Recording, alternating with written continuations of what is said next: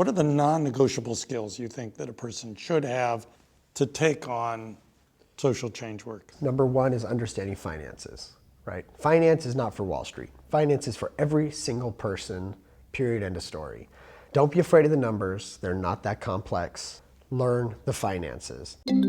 Our social entrepreneurs are people who have been on the front lines of social change. I've learned so much from talking with them. This is Cafe Impact, and I'm Jonathan Lewis. Just before I went to business school, I was at Greenpeace. I didn't have human relationships with people in the business world, and yet I was spending my days beating up on companies for doing bad things to the environment. And I felt like to do that in a way that was real and authentic, I needed to have some relationships with people, friends in the business world. You go from art school to teaching in China. Yeah. You find that you want to make a difference in the world and you need purpose, and then you decide to get an MBA. Mm-hmm.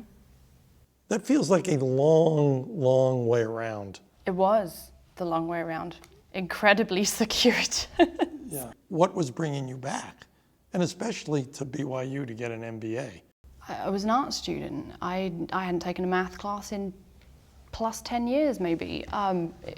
It was a very scary, daunting opportunity that I felt almost shouldn't be given to me because I didn't fit, but at the same time was something I wanted. I'd sat in on some MBA classes, and the knowledge that I saw made me think, everybody needs to know this. This is just stuff that everybody needs to know, and I want to know this. The language of finance is really powerful. It tells us a lot about how the world works, but also to see the weaknesses in it and what it leaves out. And I think that skill set, the community organizing skill set, when matched with training in business school, together is just a great combination for figuring out how to make change. It sounds very Wall Street to me.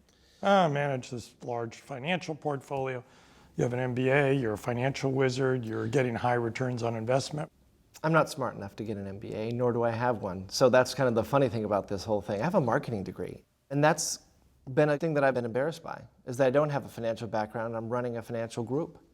But what my boss said is, I need someone that can quarterback all the different pieces. I think you have to learn what you're good at. I think you have to learn what you need to get better at. And I think you have to learn how to outsource what you are not going to get good at. So for me, that's been really important. Like, I see a spreadsheet, I literally get a hive. And I need to know how to read them.